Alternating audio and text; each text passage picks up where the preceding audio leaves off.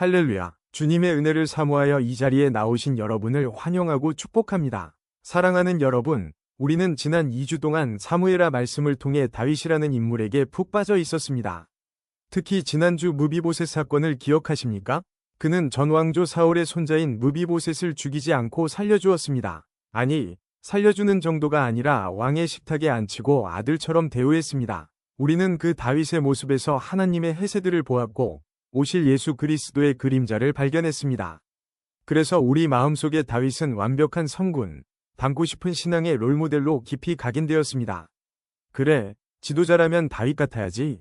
하나님 마음에 합한 사람은 역시 다르구나. 우리는 그렇게 생각하며 은혜를 받았습니다. 그런데 오늘 3주차 말씀을 펼치면서 저는 여러분이 가진 그 다윗에 대한 환상을 깨뜨려야만 하는 무거운 짐을 지고 이 자리에 섰습니다.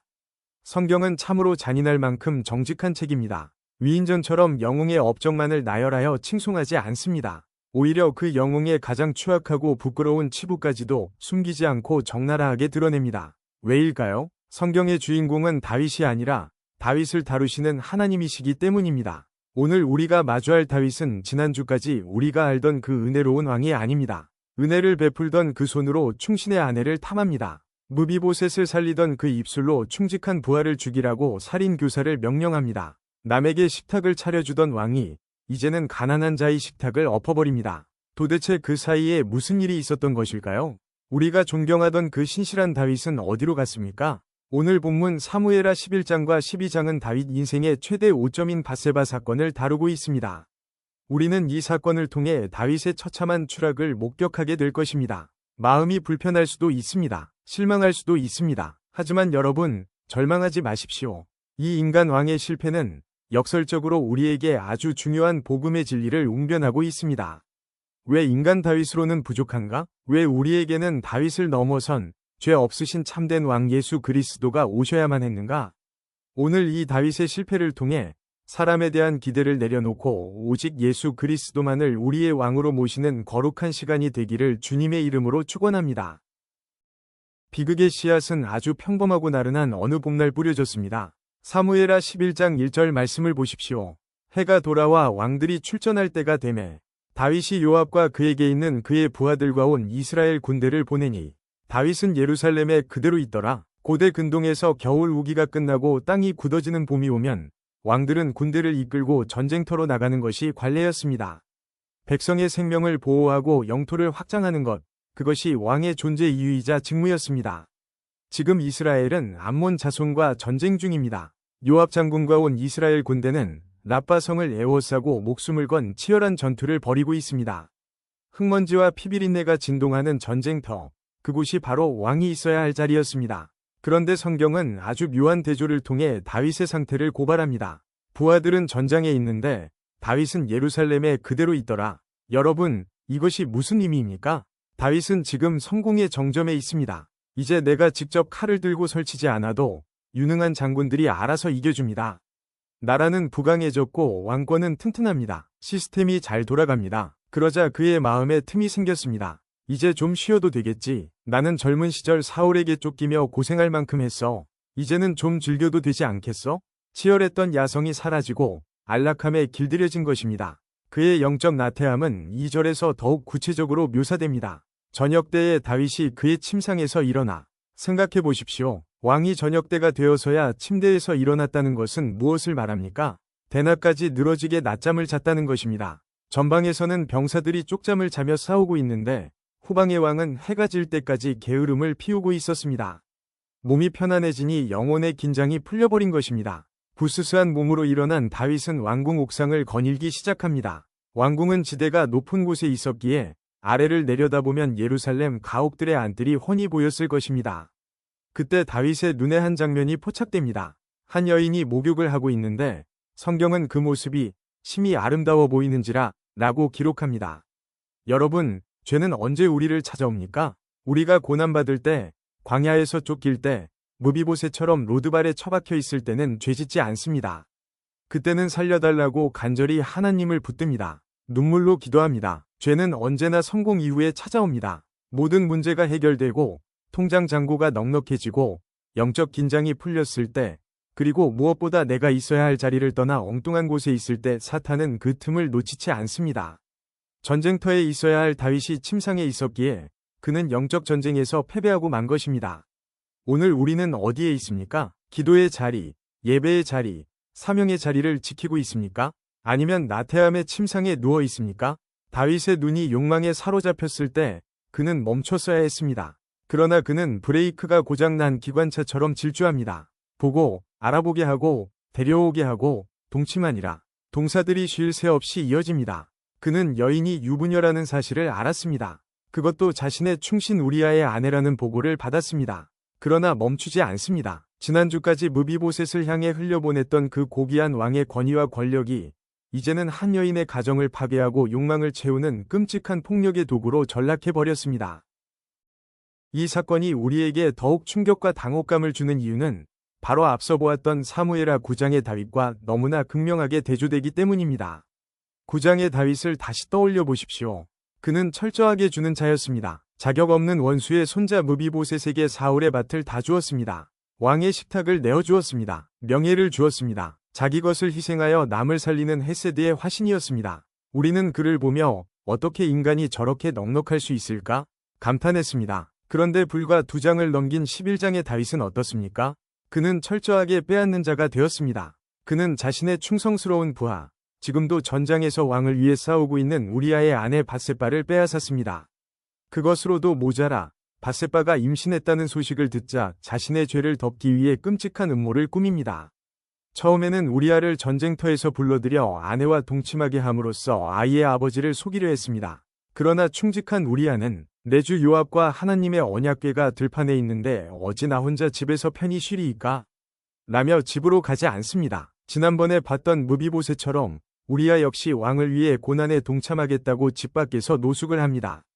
그런데 그런 충신을 다윗은 어떻게 대합니까?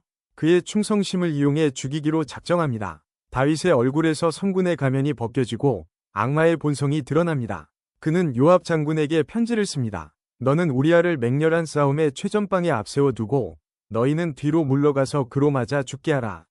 이것은 차도살인, 남의 칼을 빌려 사람을 죽이는 비열한 살인교사입니다. 결국 우리아는 전사합니다. 다윗은 충신의 아내를 빼앗은 것도 모자라 충신의 생명까지 빼앗았습니다. 생각해 보십시오. 다윗에게 아내가 없었습니까? 아닙니다. 그에게는 이미 수많은 아내와 후궁들이 있었습니다. 재물이 부족했습니까? 아닙니다. 그는 이스라엘의 모든 것을 가진 왕이었습니다. 그 넘치는 소유를 가지고도 가난한 부하의 하나뿐인 아내를 탐했습니다. 이것이 인간입니다. 하나님의 은혜가 붙들어주지 않으면 인간은 그가 아무리 다윗이라 할지라도 순식간에 괴물로 변할 수 있습니다. 우리는 흔히 내가 환경이 어려워서 죄를 짓는다고 핑계댑니다. 그러나 다윗을 보십시오. 그는 가장 풍요로울 때 가장 끔찍한 죄를 지었습니다.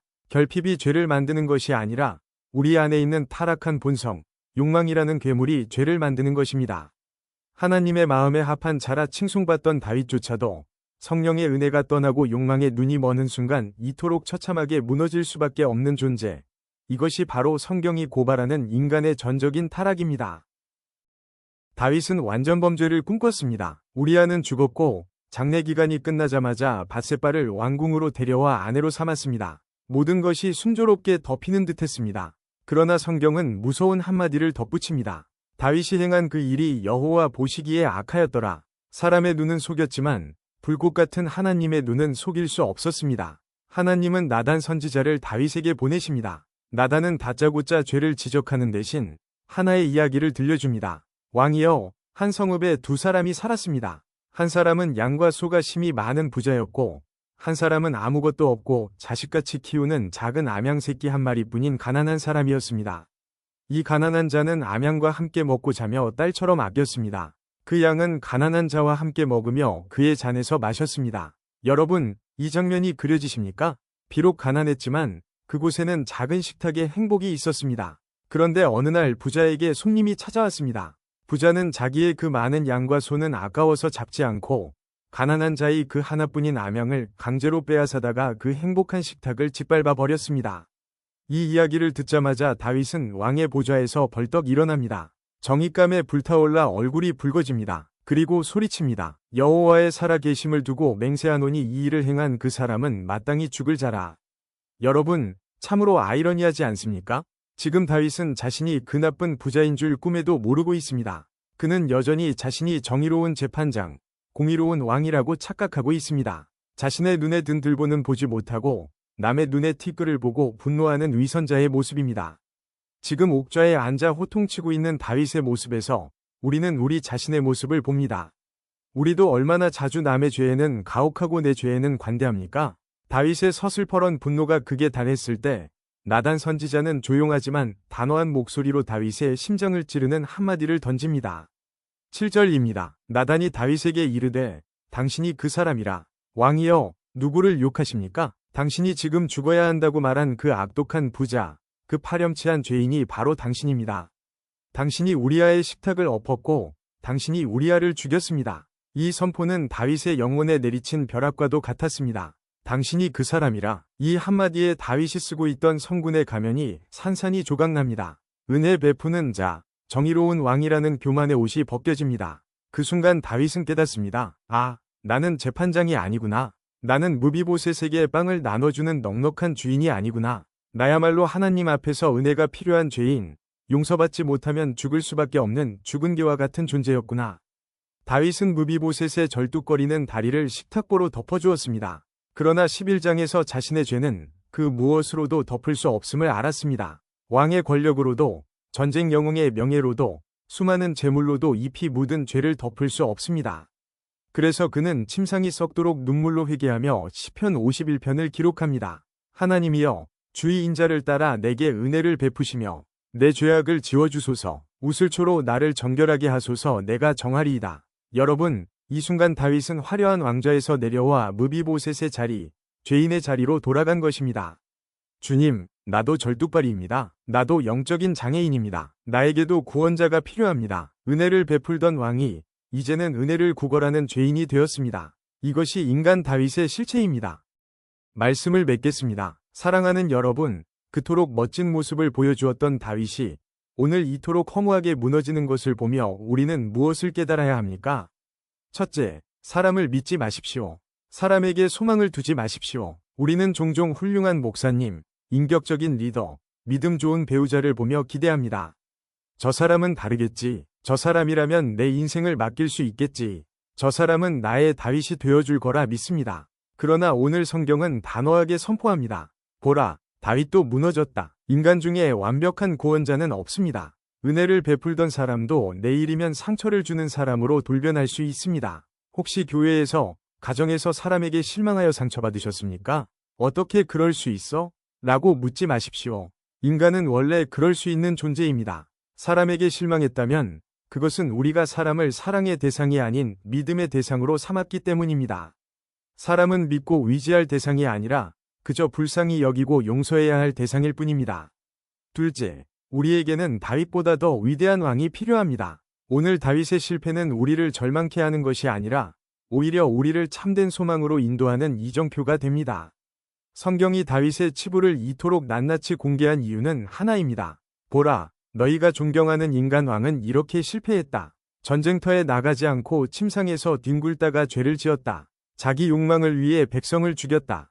그러므로 너희에게는 인간 다윗이 아닌 진짜 왕이 필요하다. 그 진짜 왕이 누구입니까? 바로 예수 그리스도십니다. 예수님은 어떤 분이십니까? 다윗은 전쟁터가 귀찮아 예루살렘에 숨어 있었지만 예수님은 우리를 구원하기 위해 하늘 보좌의 안락함을 버리시고 죄와 사망의 가장 치열한 전쟁터인 이 땅, 골고다 언덕으로 나아가셨습니다. 다윗은 남의 아내를 빼앗아 자기 욕망을 채웠지만 예수님은 자신의 살과 피를 우리에게 내어주어 우리를 살리셨습니다. 다윗은 자신의 죄를 덮으려 충신 우리아를 죽였지만 예수님은 우리의 죄를 덮기 위해 친히 십자가에서 죽임을 당하셨습니다. 우리아처럼 억울하게 죽으신 예수님 때문에 살인자 다윗 같은 우리가 살게 된 것입니다. 그러므로 여러분, 오늘 다윗에게 실망하십시오. 철저히 실망하십시오. 그리고 그 실망감을 가지고 오직 예수님께로 달려가십시오. 주님, 다윗도 넘어졌습니다. 저도 넘어집니다. 저에게는 은혜 베푸는 척하는 인간 영웅이 필요한 것이 아니라 내 죄를 씻어줄 진짜 구세주가 필요합니다.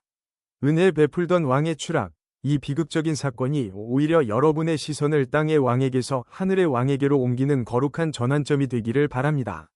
인간에 대한 헛된 기대를 십자가 앞에 내려놓고 영원히 실패하지 않으시는 우리의 참된 왕, 예수 그리스도만 의지하며 나아가는 저와 여러분 되시기를 주님의 이름으로 축원합니다.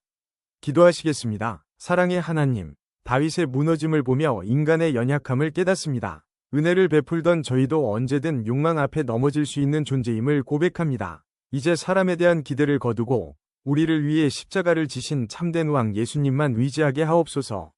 우리의 영원한 소망이신 예수 그리스도의 이름으로 기도드립니다. 아멘.